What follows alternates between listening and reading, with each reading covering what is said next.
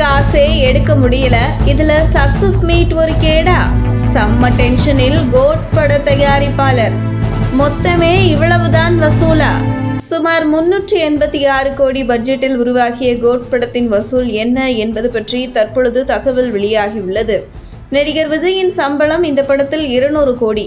மேலும் இந்த படத்தில் பல முன்னணி நடிகர்கள் ஸ்னேகா, லைலா, பிரபுதேவா, பிரசாந்த், மோகன், ஜெயராம், பிரேம்ஜி என ஒரு நட்சத்திர பட்டாளமே நடித்துள்ளது. மேலும் ஒரு பாடலுக்கு நடிகை த்ரிஷா நடனமாடியுள்ளார்.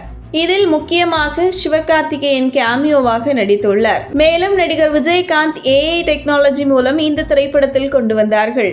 மிகப்பெரிய ஒரு நடிகர் பட்டாளமே இந்த படத்தில் இடம்பெற்றுள்ளதால் இவர்களின் சம்பளமே பட்ஜெட்டில் பெருமளவு சென்றிருக்கும்.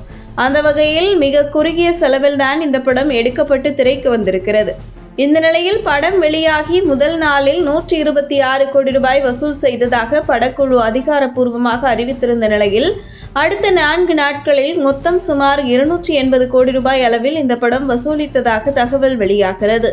படம் வெளியாகி சுமார் 9 நாட்கள் ஆன நிலையில் முதல் 4 நாட்கள் வசூலிக்கு பின்னர் இந்த படத்தின் அடுத்தடுத்த வசூல் என்ன என்பதை தெரிவிக்க படக்குழுவினர் மறுத்து வருகிறார்கள்.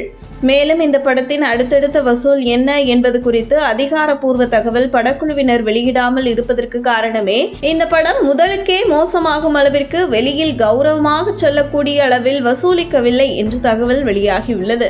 அந்த வகையில் கோட் திரைப்படம் தமிழ்நாட்டை தாண்டி மற்ற அனைத்து மாநிலங்களுமே மிகப்பெரிய அளவில் தோல்வியை தழுவியிருக்கிறது. தமிழ்நாட்டிலும் மிகப்பெரிய அளவில் எதிர்பார்த்த வசூலை கொடுக்கவில்லை. குறிப்பாக தெலுங்கில் மிகப்பெரிய அளவில் வசூல் கிடைக்கும் என எதிர்பார்க்கப்பட்ட நிலையில் தெலுங்கு உரிமையை 16 கோடிக்கு வாங்கிய விநியோகஸ்தர்கள் கிட்டத்தட்ட 13 கோடி வரை நஷ்டம் ஏற்பட்டுள்ளதாக தெலுங்கு சினிமா வட்டாரங்களில் இருந்து செய்திகள் வெளியாகியுள்ளது. மேலும் கேரளாவில் ரிலீஸ் ஆன முதல் நாளே இந்த படத்தில் ஓரங்கட்டி விட்டனர் கேரள ரசிகர்கள். அதேபோன்று அண்டை மாநிலமான கன்னடத்திலும் மிகப்பெரிய அளவில் வசூலில் ஜொலிக்கவில்லை. ஹிந்தியில் இந்த படத்தை பெரும்பாலும் திரையரங்குகள் வெளியிடவே முன்வராததால் சிறு சிறு கதாபாத்திரங்கள் மட்டுமே ஹிந்தியில் வெளியிடப்பட்டது. ஆனாலும் அங்கேயும் மிகப்பெரிய அளவில் வசூல் இல்லை. இந்த நிலையில் தமிழ்நாட்டில் மட்டும், அதுவும் குறிப்பாக சென்னை, திருவள்ளூர், காஞ்சிபுரம் மற்றும் செங்கல்பட்டு ஆகிய மாவட்டங்களை தவிர்த்து தமிழ்நாட்டில் பிற எந்த இடங்களிலும் பெருமளவு கோட் திரைப்படத்திற்கான வசூலை பெறவில்லை என்று தகவல் வெளியாகிறது.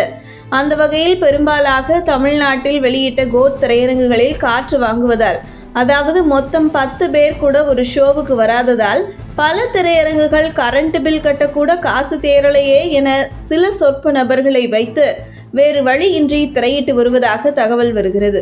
அந்த வகையில் கோட் படம் மொத்தத்தில் வசூல் மிகப்பெரிய அளவில் ஜொலிக்காததால் முதலுக்கே மோசமாகும் வகையில் தற்பொழுது படத்தின் தயாரிப்பு குழு போட்ட முதலீடு கிடைத்தால் போதும் என்கின்ற நிலைக்கு தள்ளப்பட்டுள்ளதாக தகவல் வெளியாகியுள்ளது.